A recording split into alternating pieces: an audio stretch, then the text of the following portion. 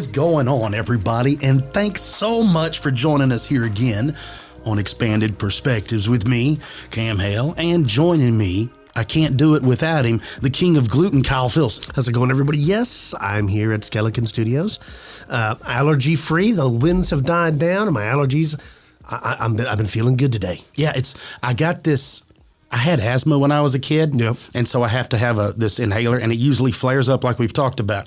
I still got this little, this rattle in I do here. too, yeah. We'll get that out. But no, man, I feel great. I don't feel like my head's going to explode this time. We haven't been sneezing and runny water or running nose. And here's what's great. We've gotten some rain. So we got more rain coming. So hopefully no more fires, no more anything crazy. Right. But again, the tornadoes and stuff will pick up here before long. But anyhow. I'm really excited because my garden is off to a great start. So this year, I got a wild bug, and I decided I'm going to start growing some veggies in the greenhouse instead of just all these plants that do nothing. My wife's got hundreds of plants, and none of them do anything. So I've grown gardens in the past, but I haven't in a couple years.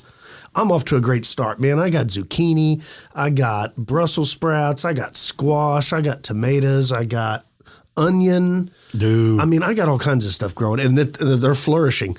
Now, I've never grown vegetables in a greenhouse before. I'm telling you, it makes a world of difference. Well, you get a jump start, and then you can move them out. Mm-hmm. That's exactly what the plan is. So I'm super excited. The only thing we got to watch is the hailstones coming.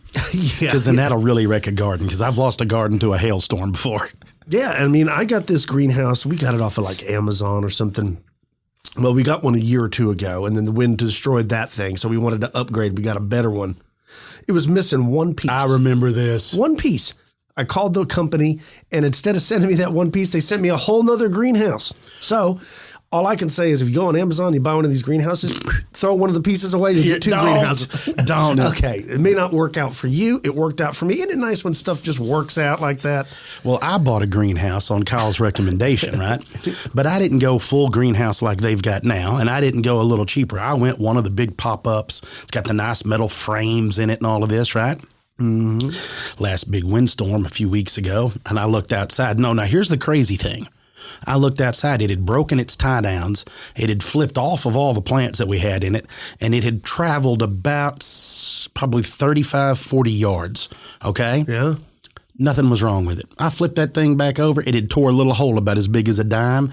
Everything on it's perfect. That's awesome. I have no idea how that happened, but I was like, all right. I had to go get it all set back up again and all that. But yeah, I couldn't believe it. I thought it was going to be trash. Yes. 100% going to be trash. I'm super excited about that. Me and Luke, we went and watched the new Morbius movie. And I thought it was pretty good. I'm not going to give away any spoilers, folks, but like it's got a good, cool premise to it. Like this doctor has this terrible, life-threatening disease, but something's wrong with his blood that he has to get, oil changes like 2 or 3 times a day to maintain his life. Well, turns out the kid's like wicked smart, figures out a way to infuse vampire bats with blood from a vampire bat into himself. It goes wild, but it's crazy because it's got a lot of cool. Like it's a way better than the Batman movie. Now listen, I know I'm simple-minded, so maybe y'all with like real deep thinkers out there, you probably like the Batman movie better than me. But for me and Luke, if there's not any action in the first 15 minutes or so, we're done. Like that's what we're there, folks. That's why we're there, right? We want some popcorn. We got our Dr. Pepper. He's got him a small cheese pizza. We're having a good time. There's already action. If there's way too much talking, I'm going to a superhero movie. I want to see superhero things. That's me. Like maybe that's it. Maybe I'm more of a Marvel guy than a DC guy. Yeah. But I liked it. Little Fizzy, 2 thumbs up, so you can go on his word or not. Pretty good movie. What have you been up to? Man, I have been running a daycare and rehab facility at my house, folks. That's right. I have been watching after my granddaughter some. Of course, I love that. We go get her all the chances we get. But, of course, y'all know my wife had surgery on her foot. So everything's going good, but she's non-weight bearing, so there's still things I have to. So I do everything, right? So I'm running around Mr. Mom and it again, reliving. But I'll tell you what, it's a lot harder at 46 than it is at 26. Yeah. But no, that's all I've been doing. And everything's going good. The whole deal, my granddaughter's actually going to be in a pageant here. Oh. One of those, like the peach pageant thing. She's going to be part of that. So, dude, we got awesome. the dresses and the whole thing picked out. And I was thinking, here's the funny thing. They won't let me see her before the pageant. I have to be outside because I'm one of her favorite people. I actually might be her best friend. If you ask the rest of the family, they say yes. And so when she sees me, she goes crazy, right? So that's why they want me outside. So I don't even get to see anything until the moment they bring her on stage. It makes sense. I mean, outside of mom and dad, she probably spends the most time with you, right? Yeah, I think she You're does. going to have to get the good lenses and do some photography. Oh, yeah. Yeah, we'll have to get everything going. Speaking of getting everything going, folks, we're going to get this going.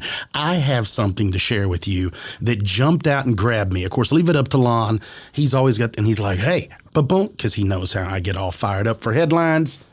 Invisible creature encountered in Allegheny National Forest in Pennsylvania, Brad. 2 women were gathering in the Allegheny National Forest in Pennsylvania in 2009 when they noticed the movements of an invisible being, and what they saw was indications of it walking through the forest. This is what it says. So like a glimmer man. Yeah. Something happened to me and a buddy at a rainbow gathering in 2009 in Pennsylvania's Allegheny National Forest. It was right before the loads of people showed up and we were camped away from everyone else. We were alongside the main trail that goes from the parking area and leads down a large hill into the main clearing. It was dusk, so light was fading fast and we had a fire going. We were both sitting there having a deep conversation about life and spirituality when we decided to head down the trail to the clearing to find some food.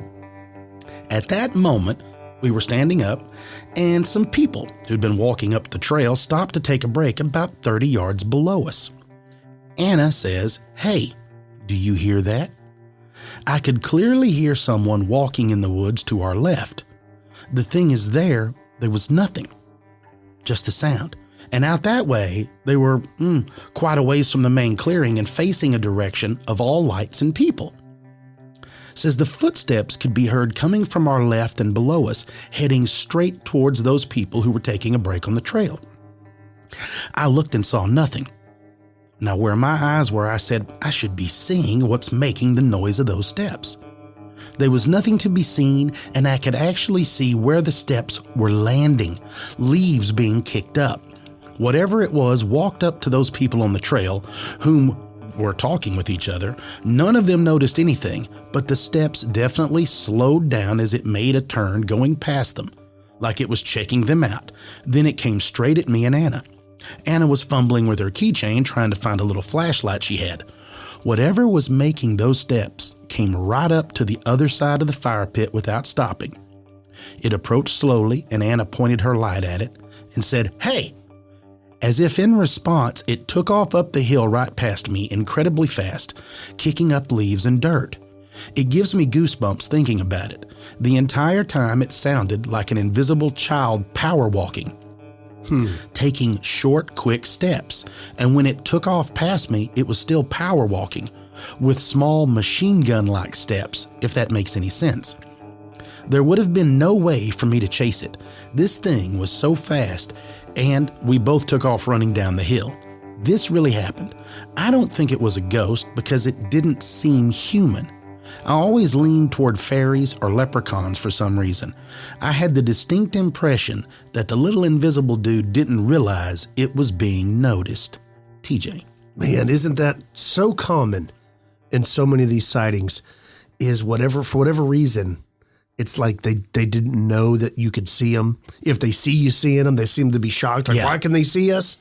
It's one of those things. Like, it's almost like it has the ability to be in different worlds, if that makes sense. Well, what's funny to me about different it, dimensions. is it's invisible, but you notice they didn't describe it Glimmerman-esque where there was any outline. That's true. Which makes it feel even more Fae. Right, like you can just hear it. Exactly, like it's in the fray area or in that little nether region in between the worlds. Right. But it still interacts like that, right? Bleeding over. There's so many ways to look at this, but it still feels Fae. All of this stuff in the woods, I don't know why, and not all of it feels evil, like we've discussed. It may not have been. There may be nothing more than this thing was just out checking what was going on. It's a party. It's a festival. It's showing up to the lights. It's showing up to party. How many times have you been in the woods hunting and you like hear stuff and you can hear the leaves and you're just like, oh, it's birds. Or it's armadillo. Maybe it wasn't. Maybe it was Fae. I've had that happen more times than not. Like I had said, do you remember it was this past season. Remember when I told you about that turkey? Yeah. So folks, I'm sitting in my tripod. I'm bow hunting, got my recurve. I'm sitting there and I'm setting right off probably, I would say 45 or 50 yards off of a very deep creek. And the creek's, of course, it's real thick with woods either way, and the trails come up, and that's where the hogs will come out.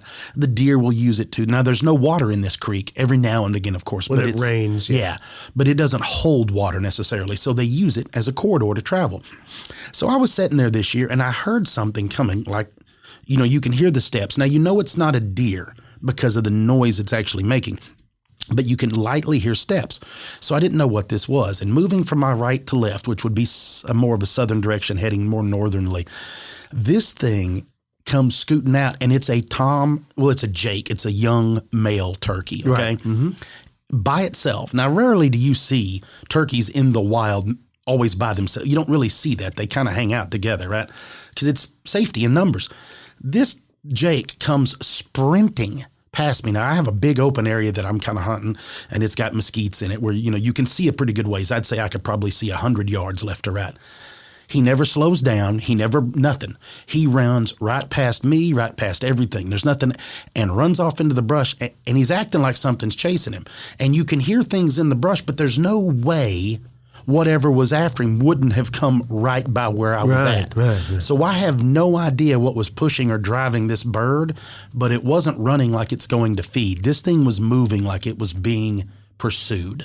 Right. And I never could, like I said, I could hear something. Now, what was crazy, like I talked about the sounds of the steps, when the bird passed, the sounds of the steps really didn't. It sounded like there was still, like I said, something following it. So it maybe wasn't the bird making the noise.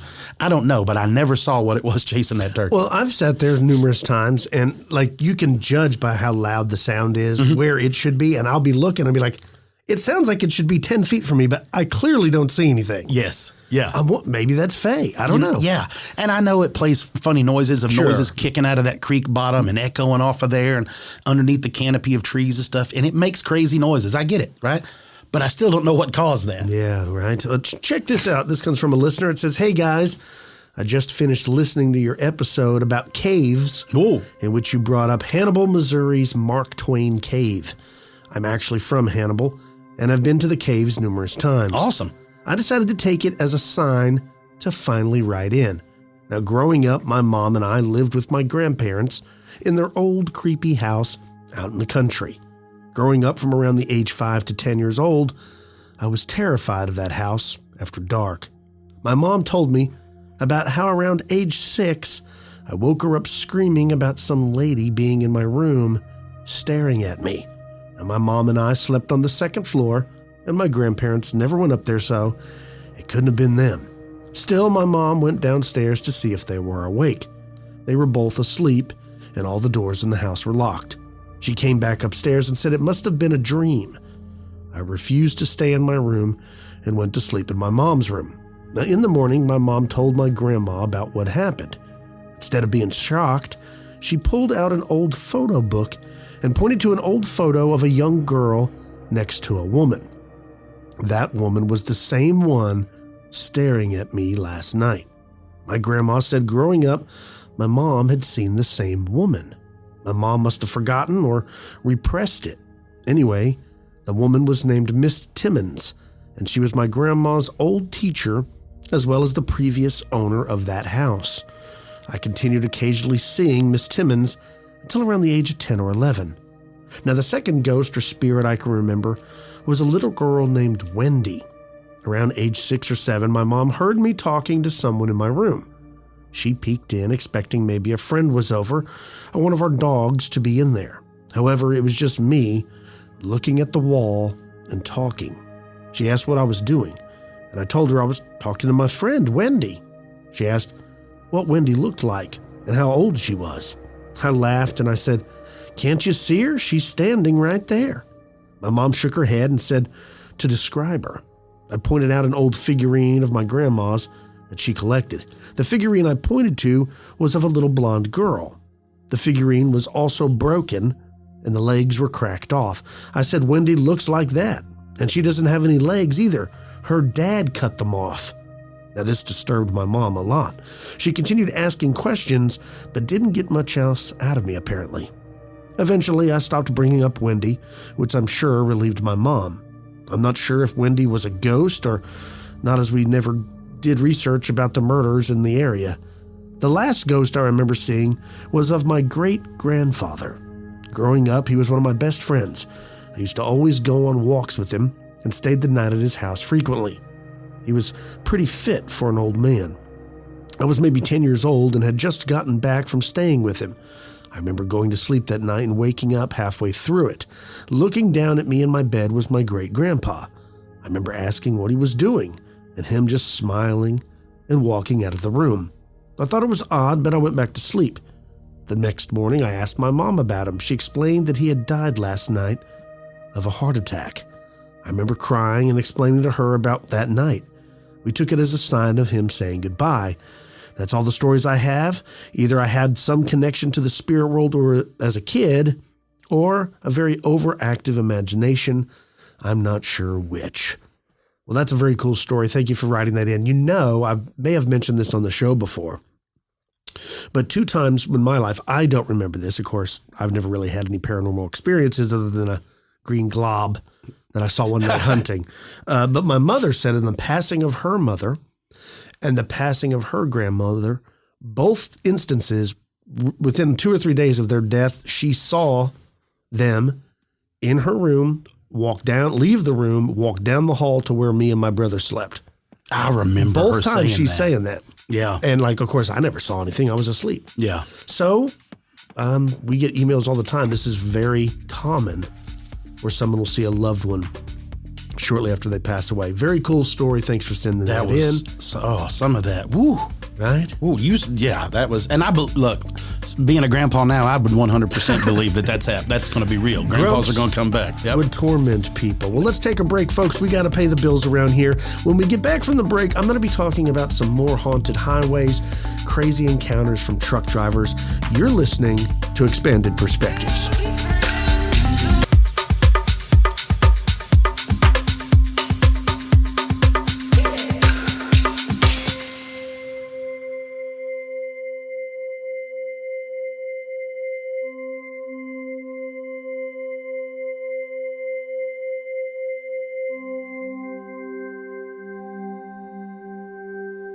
I want to start off this segment with a quick thank you to all the truck drivers who listen to this show. You're very important, and you're a very important part of our economy. And without you men and women out there delivering all of our goods, the world would be a whole lot different. In today's global economy, businesses are connected across long distances.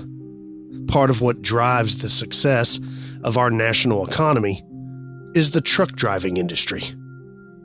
Commercial truck drivers deliver much needed supplies, equipment, and other materials to businesses that are located in far-off locations across the entire country. Without truck drivers, business owners would not be able to deliver and order the materials that are needed to run their companies. Each day, truckers bring fresh food, construction materials, and other essential items to locations all over the U.S., as well as in other countries too. Truck drivers deliver 10 billion tons of every commodity consumed and transport over $671 billion worth of goods each and every year. In fact, 70% of all freight moved in the U.S., ranging from the food industry to healthcare, is done by, you guessed it, trucks. Many people may not think twice about a truck passing them on the highway, but that truck could be delivering essential medical supplies to save someone's life. If trucks stopped, the economy and life as we know it would fall apart. If this were to happen, Americans would be in life-threatening situations from major delivery shortages in no time. Due to their time sensitivity, there are 7 industries that would suffer immediately if trucks stopped moving. These industries would include food, healthcare, transportation, retail, manufacturing, waste removal, and even banking. So, with so much time out on the road, is it any wonder why so many truckers out there have had their own run-in with the strange, the paranormal? On today's show, That's exactly what I'm going to be talking about, like this first one with Mike and his encounter with a black dog from hell. Let's begin. Hey guys, my name is Mike. I'm a big fan, and I wanted to share a story with you and the other listeners. While driving my rig through the desert late one night, trying to get back to the yard, that's what we call the place where the tractor trailers are kept, the yard, I saw something that terrified me, deep into the belly of my soul. I always thought that it was a myth, a legend, an urban legend, something that truckers told themselves, to keep themselves awake. But boy, was I wrong. You see, I was a cross-country truck driver for the Remington Trucking Company, based out of a very popular city in California. I'm not married, I don't have any kids, so why not, right? I mean, I had everything I needed in my sleeper cab. I had a bed, a microwave, I had a mini fridge, a portable DVD player, a PlayStation, and a coffee pot. I could wash clothes, I could get a shower, and I could get some real food at a truck stop. And there always were lot lizards hanging around for any other needs, so to speak. Don't judge. Besides, cross-country truck drivers make a lot of money. Anyway, I know you don't care about that. You see, I grew up in Camp Springs, Maryland, and every time my parents and I would go visit my aunt and uncle and their family up in New Jersey, my father would always take exit 7A on the Jersey Turnpike. The truck route. He would ride that thing all the way down to exit 15, where it ends, and merges back into the turnpike itself. He claimed that it was faster. And that's how I became infatuated with 18-wheelers. It scared the crap out of my mom sometimes, but she'd just close her eyes and try to sleep through it. I, on the other hand, I loved it. Anyway, when I graduated high school, I knew that I wanted to be a truck driver. So, I saved some money, I took some odd jobs here and there, and I finally landed a job at Billy's Burger Barn as a cashier. And I saved my money. And eventually I enrolled at a local truck driving school. I completed the 6-week course and finally got my CDL. The school actually helped me find a job at the Remington Trucking Company. It was all the way across the country, but it was a job, and I've been here ever since. Anyway, I packed up all my stuff. I said goodbye to my parents, and I got in the car and headed to sunny California. I worked here for a couple of years, drove their trucks, slept in the cab when I was out on the road, slept in the shop when I wasn't. I saved some money and eventually bought my own rig. It was a used neon green Kenworth W900. Man, I loved that rig. Well, that's enough about me. Let me tell you what happened. Now, what I'm about to tell you is something that I've never told anyone before. Well, except maybe my therapist. I was heading home after delivering a load of tables, chairs, and sitting booths to a bar in Florida. Some guy named John was remodeling the place. Anyway, I got on Route 66 in Albuquerque and began my final stretch home. It was around 2:30 in the morning, and it was a beautiful night out that night. The full moon shining down on the road, and not another vehicle in sight. Just me and the white lines, baby. I rolled the windows down, letting in the cool night desert air. I turned on the radio, and I tuned it to KIOT, Coyote 102.5, classic rock. They were actually playing some decent songs that night.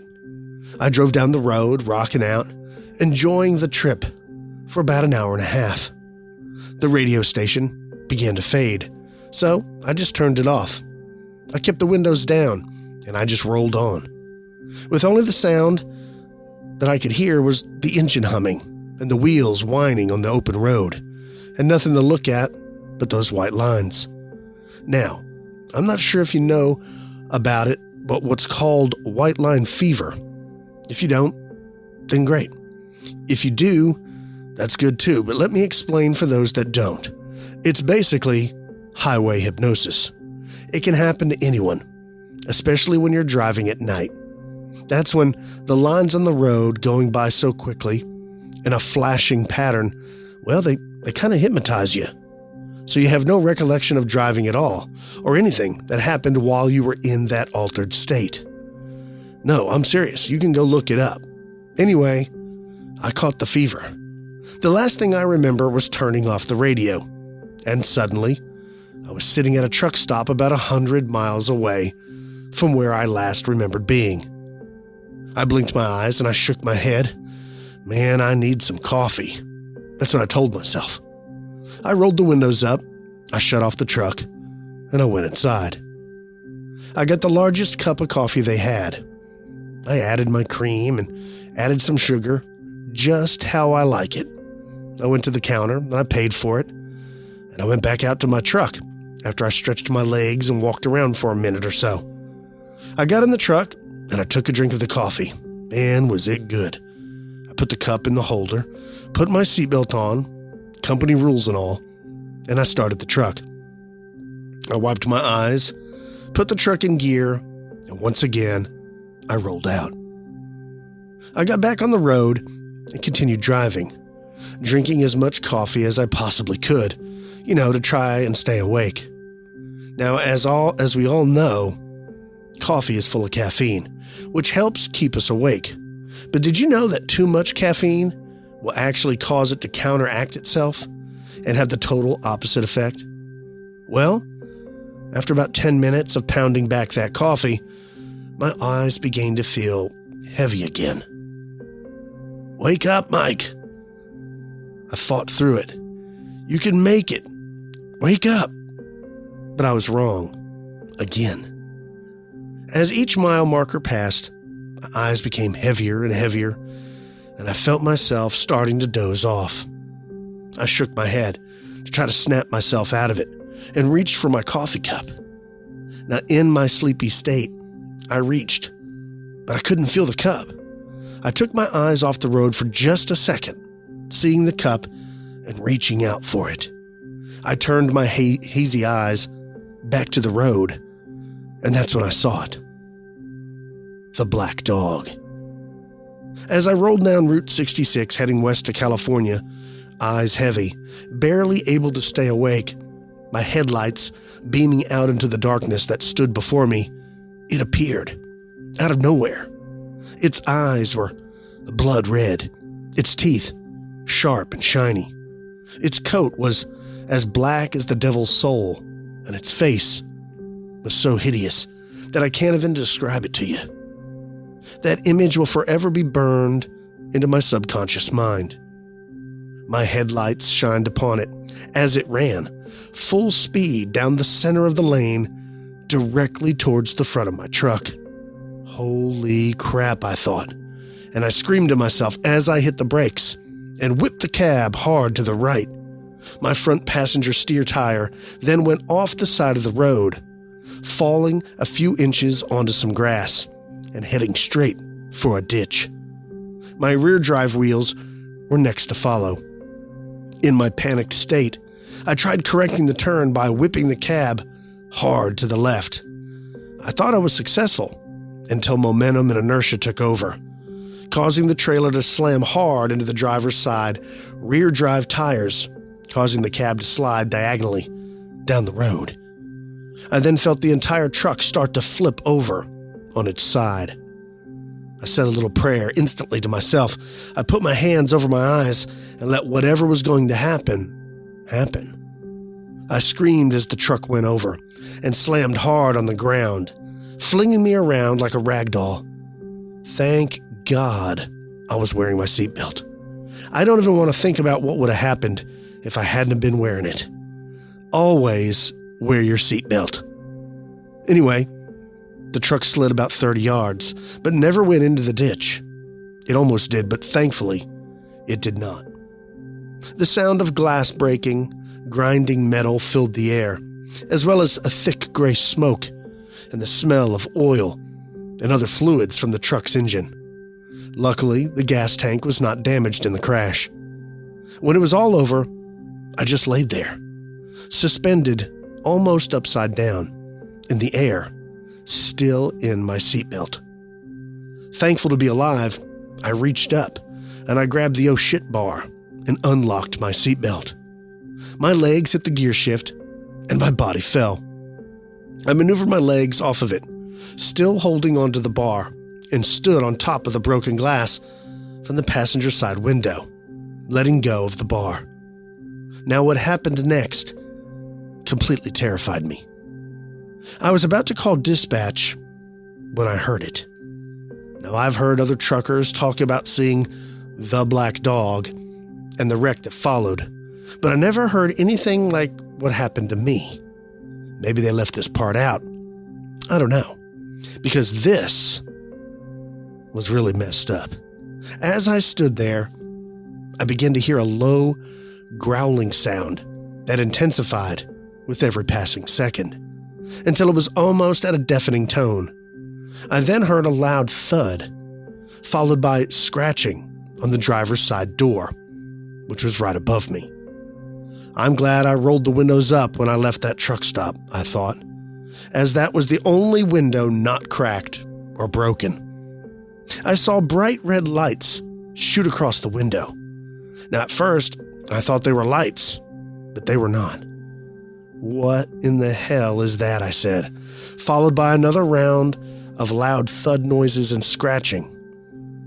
Now for some reason, I turned and looked out the windshield, which was severely cracked. That's when I saw two bright red eyes staring directly at me through the cracked windshield. This thing was mere inches away from me. Its face came into focus. Its snout was pulsating as it opened its mouth, revealing row after row of immensely white teeth. No, not teeth. Fangs. It was drooling and foaming at the mouth. Looked like Cujo. I screamed and jumped between the driver's seat and the passenger seat into the sleeper, which was totally destroyed, by the way. My shoulder landing hard on the edge of the mini fridge. I thought I broke it. I screamed out in pain.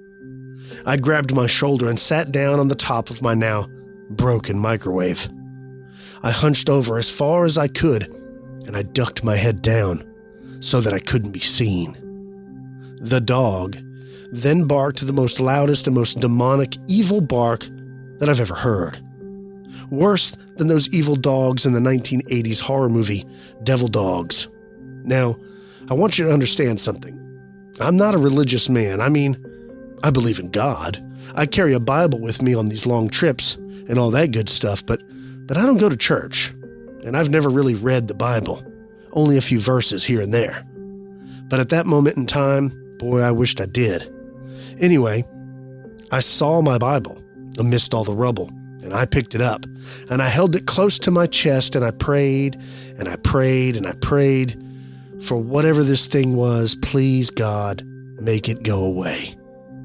Now, periodically, I would stick my head up above the side of the passenger seat, and I would see it still standing there, just growling and barking for the next 3.5 hours. Now, as I said before, I never really told anyone this story besides my therapist. Well, come to mind, a guy named Rooster. I told him as well. You see, I'd been having night terrors because of it. And I would wake up screaming in the middle of the night, about 3 to 4 times a week. It traumatized me so much that I stopped driving at night altogether in fear of seeing that dog.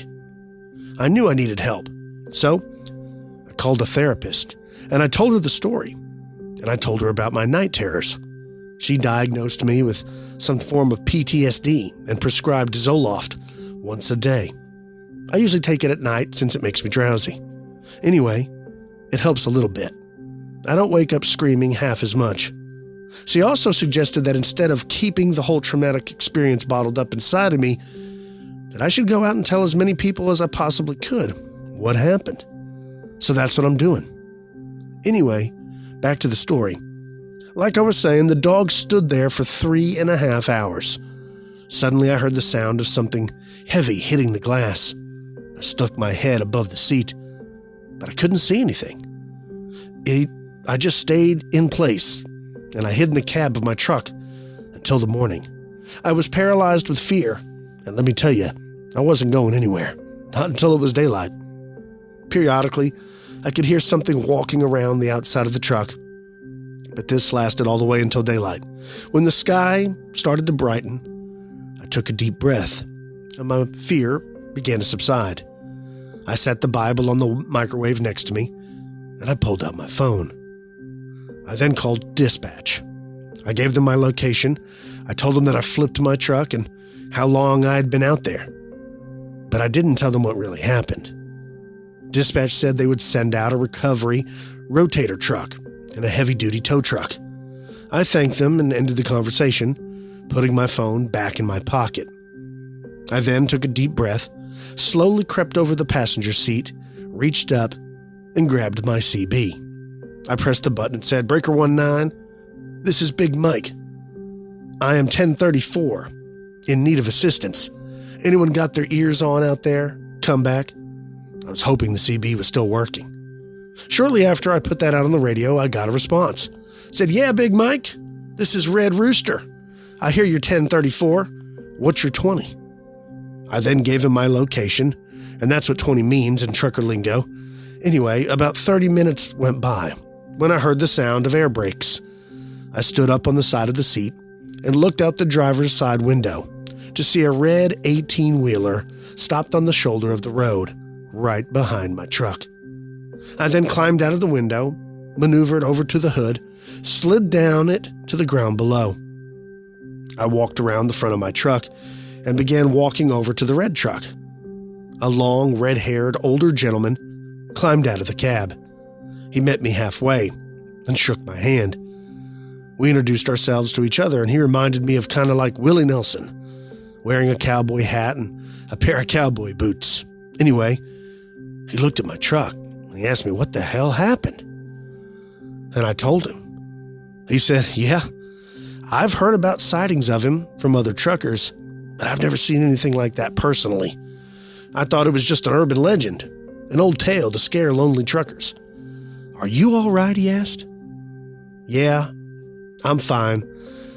I'm just a bit shaken up," I answered. My shoulder, I'm not going to lie, was killing me. I told him about hitting it. Anyway, he then invited me to sit inside his truck and said he would wait with me until the recovery truck arrived. We talked for about an hour. And we talked about everything under the sun, drinking coffee, telling jokes, and laughing. He had his own coffee maker. Anyway, the recovery truck and the tow truck finally arrived. It was around 9:30 at that point. It took them about 4.5 hours to get my truck upright. The cops had to shut down the westbound lane to do so, and they gave me a ticket for inattentive driving. I paid it without saying anything about what really happened. The judge wouldn't have believed me anyway. Now, once my truck was back upright, and I just secured a ride home from the tow truck driver, I said goodbye to Rooster. He climbed back in his truck, hit the horn a couple times, and just rolled on. He was a good man. I hope our paths cross again one day. Under better circumstances, of course. Anyway, I then took a look at the damage. It was massive. I was lucky to be alive. If I would have went left and fell on the driver's side, I surely would have died. That's it. I'm done. That's what I told myself. Once was enough for me. I never stepped foot in a big rig ever again. The owner of the trucking company was nice enough to have the truck towed back to the shop at his expense. I signed it over to him, and he put it, damaged and all, in the side yard of the shop. with a sign across the windshield that reads, "Believe the myth." Now, even though I don't drive or ride in a truck anymore, I still work there. I'm now in charge of dispatch. The old dispatcher took my job. Good luck to him. Anyway, it pays a lot less money, but I'm okay with that. I don't have to worry about seeing that dog ever again. Now I assign drivers and their loads, providing mapping information, ensure the product is loaded properly, as well as many other things. I live in a small house not too far from my office. My life is pretty good. I don't mess with lot lizards anymore.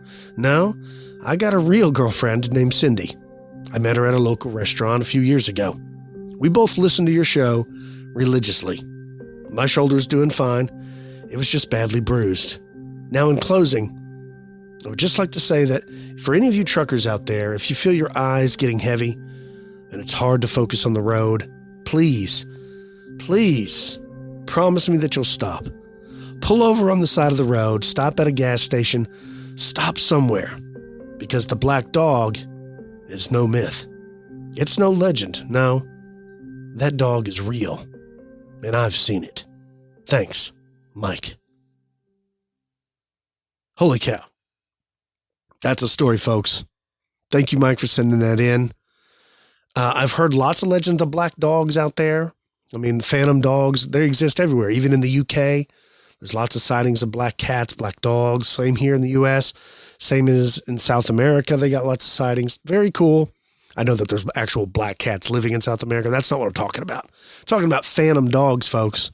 Phantom cats, not real ones. I don't know, scary. I've lots of places have these urban legends and tales, but people claim to see them. Did he really see it? Or, like you said, was he put in some hypnotic state that caused him to wreck and whacked his head hard and he hallucinated the whole thing? I don't know. Very interesting. I got another one. Check this out. This one has to deal with a possible time slip or alien abduction. The writer doesn't seem to really know, but very interesting nonetheless. It says, I was fairly new to the whole truck driving experience. I took up that lifestyle about 6 years ago after I suffered an excruciating 10-year gig at a health insurance call center. With this new driving job, I typically transported auto mechanic parts statewide. The job paid fairly well for my humble lifestyle as a bachelor and granted me adventure with every route. Those 6 months were so liberating compared to the 9-to-5 hellhole that I gradually chipped away at my sanity. I couldn't take another second of sitting in that suffocating cubicle without going absolutely psychotic or strangling myself with my headset cord. The open road was the savior of my soul. I spent every day traveling somewhere new in my own truck and blasting my own music. Long gone were the constant hums of countless telephones ringing and the mundane chatter of soulless office consultants. I had been able to explore the nooks of my state, and I've met interesting characters during those travels. Despite the liberation that truck driving delivers, after this one of my journeys, I was ready to hang my hat and leave this industry altogether. You see, the last route took me along a desolate old dirt road out in the boony outskirts of Amarillo, Texas. The delivery started as any other. I was to transport some custom automobile parts to a receiving facility in the heart of Amarillo. With my departure beginning in Fort Worth, I had quite an extensive drive ahead through the monotonous plains of northwest Texas. The drive was unremarkable and lengthy. I drove through numerous boony towns that consisted of rusted buildings and dilapidated streets. The interstate highways offered no saving grace from the dull drive. Vast brown plains extended on either side of my truck, while mesquite trees folded over them. Starved for a drop of water, dried tumbleweeds skittered alongside the dry breeze, as if in an effort to escape the scorched earth. The pattern of monotony persisted until I reached about 70 miles outside of my destination. Twinkling stars danced along the night sky's horizon as the brights of my headlights illuminated the vacant two-way road ahead.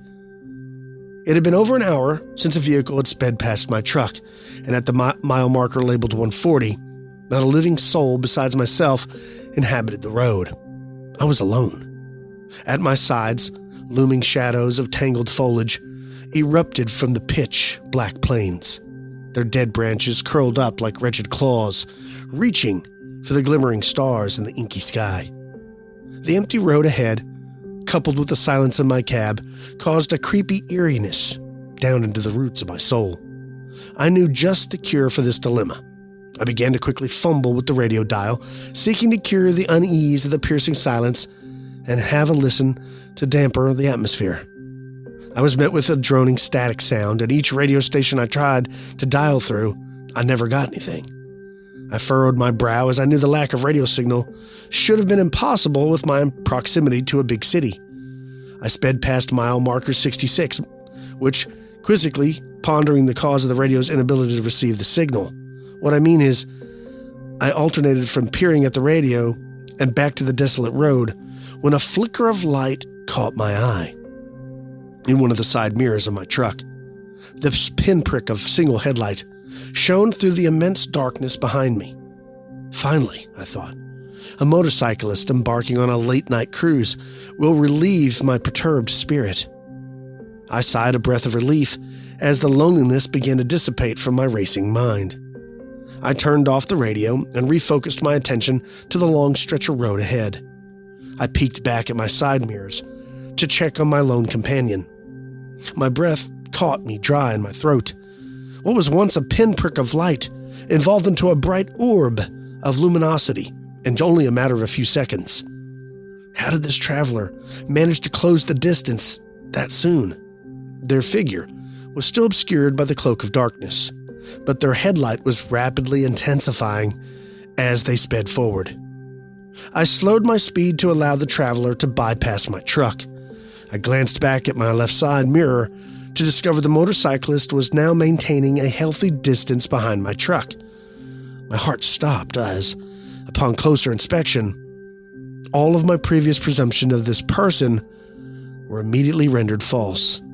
This was no motorcyclist at all. In fact, it looked like a bicyclist.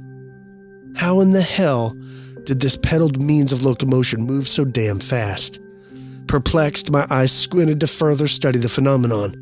Almost immediately, my situation went from quite odd to absolutely terrifying. The figure was entirely naked. It had smooth white skin, and it was tall and thin. Impossibly long, crooked arms extended from the handlebars of the bicycle. Pointed elbows jutted outwards towards the dark sky as enormous what looked like claws gripped the bike's handles. This person, or whatever it was, legs were too long for its body. Its sharp knees projected outwards, meeting its wretched elbows. The figure was proportionally comical. What I mean is, its body was just too damn tall compared to the bicycle's petite frame. Its face was the most horrifying of all. It was entirely smooth and devoid of both eyes and a nose. White skin stretched over its hollow eye sockets, all the way down to a sharp, spear-like chin. However, an incredibly wide mouth extended to where its ears should have been. Rows of jagged teeth, similar to that of a shark's, and decorated an impossibly broad smile.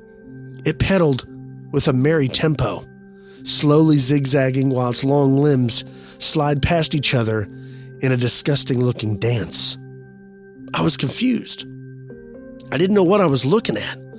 I knew that I must have been dreaming or somehow imagining all this. The lull of the road must have put me in some sort of trance. And I know I had to be hallucinating this hellish-looking figure. I floored the gas pedal. My heart pounded as the truck's engine roared with all of the horsepower it could muster. I could see the bike's headlight fade into a minuscule ball of light in the distance behind us as my speed increased. I exhaled and trapped air from my lungs, and as the figure disappeared from my view, I felt relieved. An anxious sweat slithered down the goosebumps on my neck as my heart strained to regain its regular rhythm. What the hell was that thing? My mind pondered. My truck regained a much more legal speed as the adrenaline began to decline. My eyes captured another mile marker along the side of the barren road, mile 66. I said, no, hell no. This mile marker should long be gone. I know that I passed that thing before the creature made its appearance. I had no choice but to press forward. What other option did I have? My tight grip on the steering wheel caused my knuckles to turn bone white. I made another glance at my mirrors. My gaze was met with an empty road behind me. Thank God. I tried to regulate my breathing as my eyes shifted to the shadowy plains on my left. What I witnessed almost caused me to swerve off the road. Somehow, while driving out there, I experienced some missing time. I had jumped forward in time and was now much closer to my destination than I should have been. I somehow sort of time slipped or time jumped.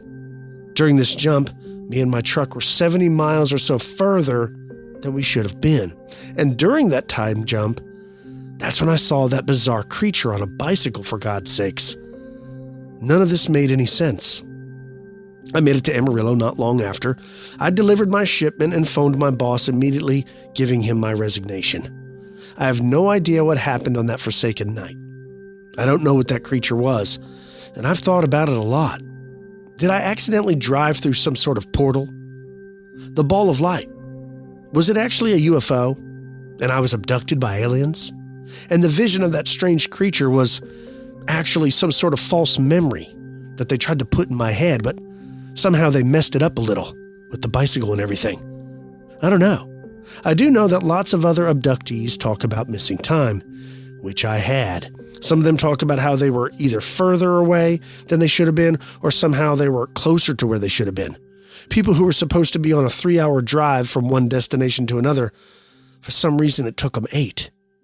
I don't know what happened to me that night, but it has changed my outlook on life. I now work for an auto glass repair shop and enjoy my job. I feel very fulfilled in my new career. I wish I had an explanation for what I experienced that night. I've had no other experiences with strange lights, creatures, or missing time. But I did once. Thank you two for all you do, Kevin. Wow, Kevin. Man, I don't know what happened to you, but something did. But I like your description of how when you were looking at the thing, you knew it wasn't right, like it didn't make sense. I don't know. I hope you enjoyed those stories. Let's take a break. You're listening to Expanded Perspectives.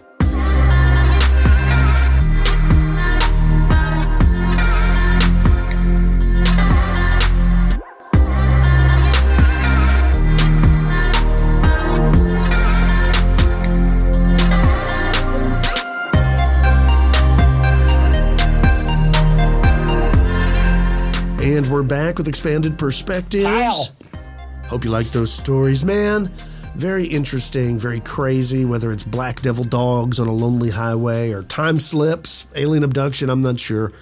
But I like those stories, and I've got good news. I got a lot more, so there's going to be more stuff for me to talk about on future episodes and elite shows as well.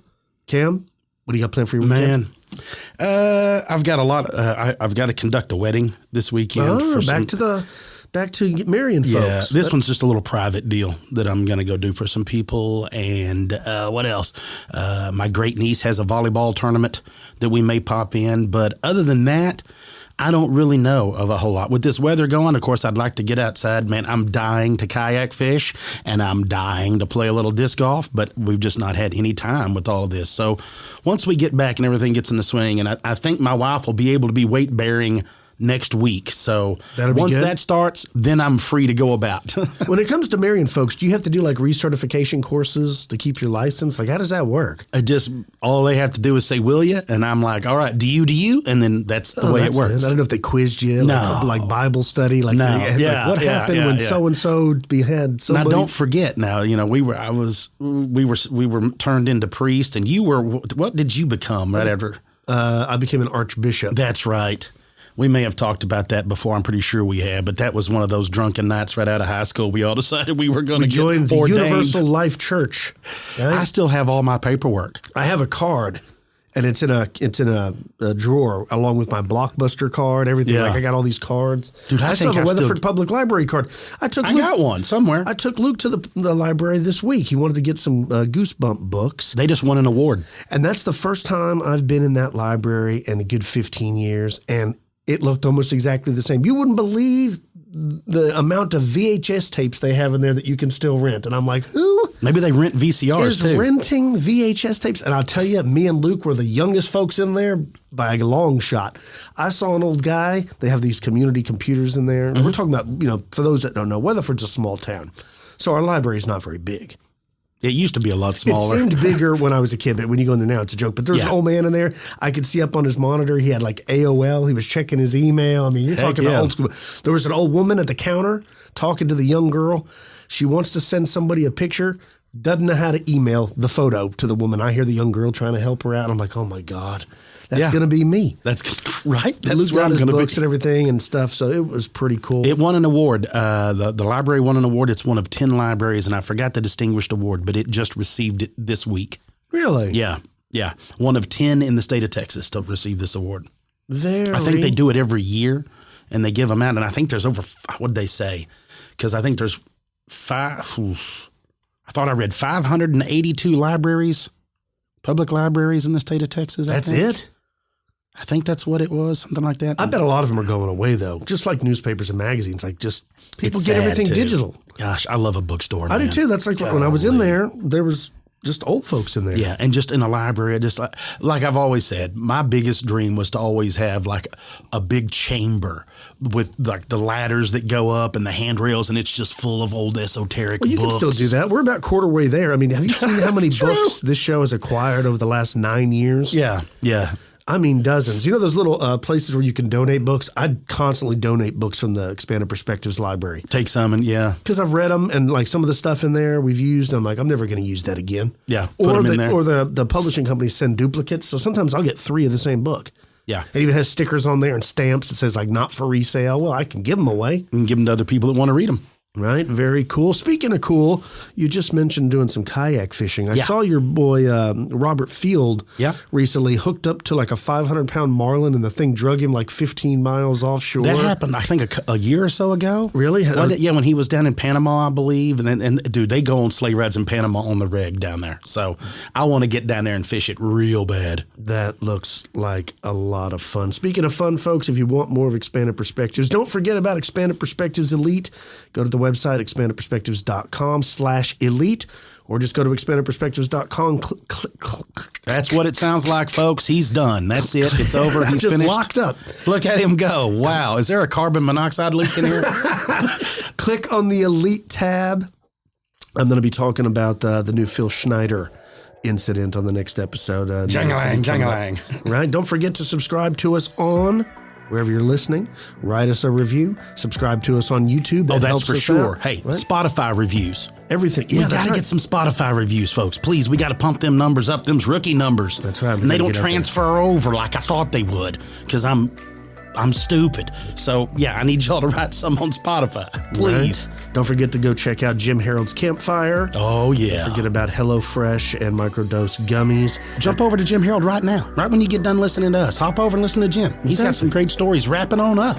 Right? Well, that's about all the time we have for this episode. Till next time, folks, I'm Kyle. He's Cam. Peace, y'all.